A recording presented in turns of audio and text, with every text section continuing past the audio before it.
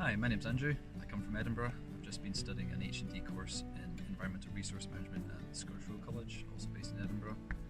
Myself and 5 other guys have just moved up to Fort William to work as trainee volunteer rangers with the Nevis Landscape Partnership, where we help participate in a number of projects throughout Glen Nevis and Ben Nevis, as well as maintaining footpath on the main Ben Nevis track, working with school groups and other volunteer groups, as well as some survey work. Working up here has allowed us to explore and discover the area quite extensively, and the work that we're doing is allowing us to conserve it and help maintain the environment. This video is our method of sharing our experience, and we hope you enjoy.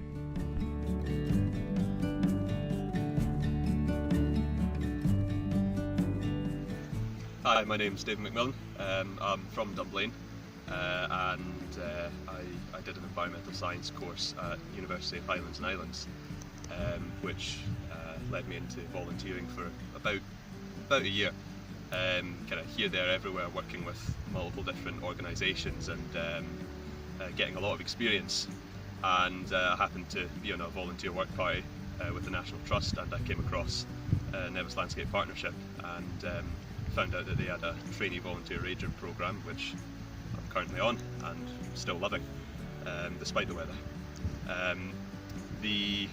One of the tasks, or one of the main priorities that we were given, was a lot of the maintenance of the path up the Ben, which, if you've been on a couple of years ago, then you'll know is a pretty sorry state, but it's been worked on, it's been redone, and it's looking really nice, and it's hard work, and it's a lot of time and effort into it. There's a lot of thought that I didn't know previously that goes into it.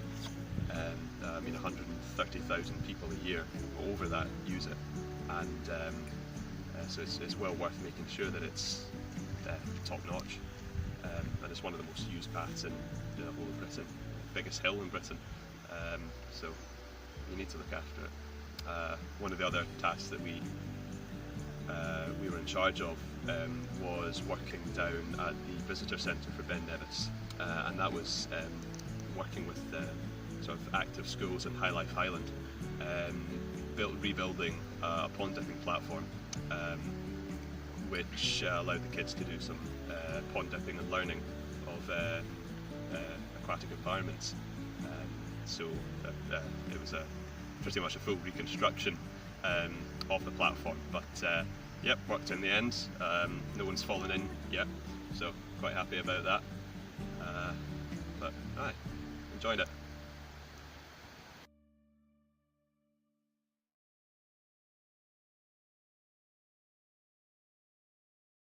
Hi, my name's Chris. I'm from Aberdeen. I'm currently studying a degree in countryside management at SRUC, which is based just outside of Aberdeen. And from studying that course, that kind of got me interested in conservation, and over the last couple of years I've done a few different things with the National Trust and a few other organisations as well. And I kind of found out about this programme for this summer, and I thought it would be a good idea to get involved in it and get a lot of necessary experience for getting a career in conservation. So the project I was put in charge of was looking after the tree planting and bracken bashing, which is a part of the Future Forest project, which started back in 2014. So since the project started, there's been over 8,000 trees planted in the Glen, and even just on a recent conservation work party we managed to plant over 600 just in one day. So the reason that we're doing this is because over the years, you know, there's not a lot of Scotland's native woodlands that are left, so we're just basically trying to restore the Glen to what it would have been like quite a lot of years ago. So throughout Glen Nevis, we've got a number of different tree exclosures that have been put in place, and the reason that we have these tree exclosures is that it basically stops grazing animals like red deer and sheep getting in and eating the young trees. So once we've got these tree exclosures established, that's when we can start planting trees in there, and then basically what will happen is once the trees have gotten past the stage where they can be affected by browsing animals, the exclosures can be removed and then the trees can continue to grow. But one of the main problems that we face is the issue with bracken, and I'm sure everyone else will agree that we're all sick of clearing bracken all the time, but it's work that needs to be done. So the bracken just spreads quite far throughout the exclosures, and it basically stops sunlight getting through and will prevent the trees from growing anymore. So we've been going up most weeks and just try to clear the bracken out, and then once we clear the bracken we can then plant more trees in because we've opened up a bit of space.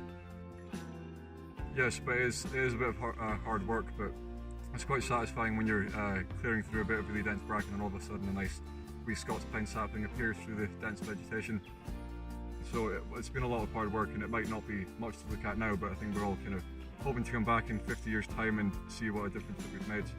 But yeah, it's been a great thing to oversee, you know, and it'll be nice to see how things change in the future.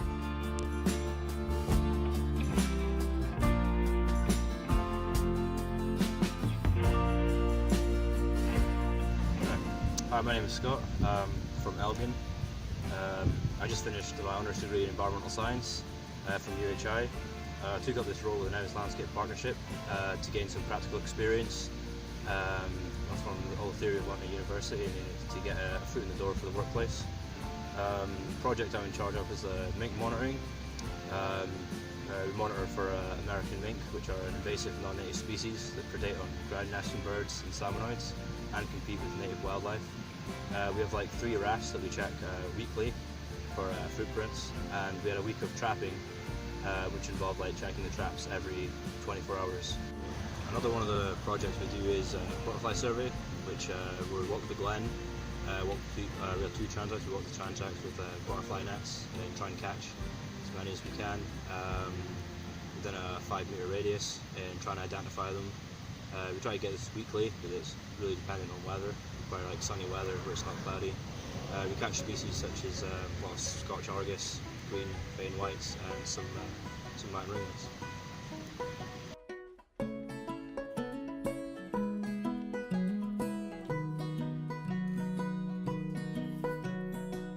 One of the projects we carry out is moth trapping. Checking a small trap outside the office for the previous night's catch is often the first task in the morning. A light source attracts the moths during the night, and a funnel guides them into a collecting box underneath. Egg boxes in the trap provide moths with places to hide once they're fallen in. One by one, the egg boxes are carefully removed and examined for moths. Small pots and dishes are used to collect the more lively individuals and those of the exterior of the box. Once all the egg boxes have been removed, a final look in the box of stray moths is completed before the identification and recording stage.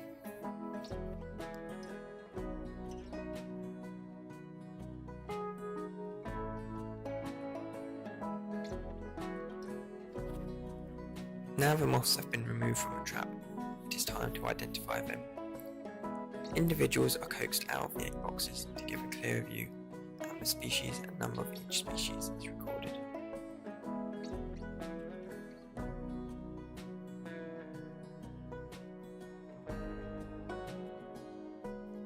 Some species can be identified from memory. However, the identity of others poses more of a challenge and necessitates a look in an identification guide. When identifying a species, the habitat, time of year, and distribution are taken into account, as well as the physical appearance to assist in reaching a correct ID. Following identification, moths are released back into the wild.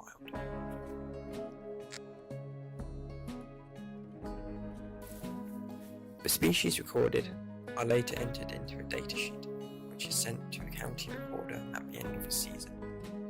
The county recorder checks the records and those from other moth trappers in the area, before forwarding them on to be added to a national database.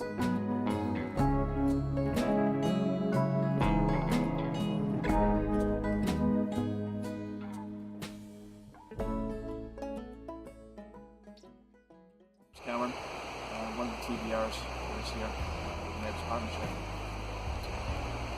I'm a local student in Fort William doing adventure education. So I'm here doing this as a kind of summer job, really more into environmental work. It's really good group.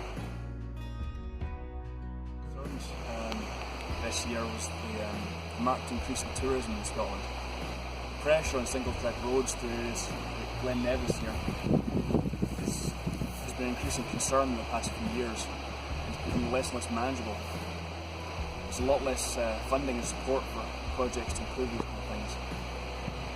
So on the single track roads, the kind of things like many cars and volume of traffic, more camper vans as well, things that these roads were never designed to handle. So one of the projects we came up with was a traffic survey of the Glen, trying to monitor the number of cars and the types of cars going up through towards Glen Nevis and the Paulview car park. And it's the same with all the other glens around Scotland, trying to monitor the kinds of cars. Our efforts to try and conserve the Glen, through traffic surveys and road surveys to look at the condition of the road. It's breaking down considerably with the volume of traffic and the large vehicles. So we went along looking at all the passing places, which are one of the main problems when there are many cars trying to move along single track roads.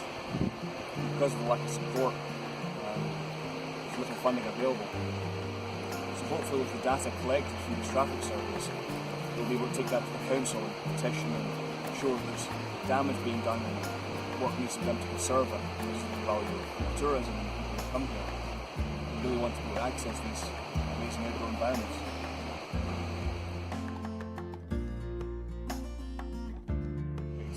Working back to schools in relation to getting kids out in these kind of environments. There's lots of places up there, activities up in the Cairngorms and the Merrick Range, here at Fort William, also out of our side. Getting kids out, training them with building shelters, working with fire, making hot chocolate and cocoa with marshmallows and s'mores. They really love it. It's a real passion for us to try and show people the outdoors, get kids involved with it. I think it means a lot to them and the parents as well. One of the other main concerns closer to Fort William is leisure picking. It's a fairly ongoing job for a lot of the what we're calling party spots. They'll come up and drive along and park up and have fires and leave quite a lot of glass and rubbish and waste around. So we've been trying to keep on top of that as one of the main projects.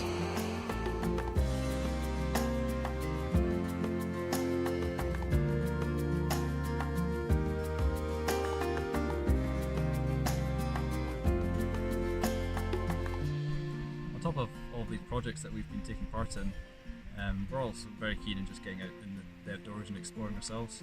So most weekends we've been either going out ourselves or grouping up together, just exploring the various mountain ranges, and walking, mountain biking, running.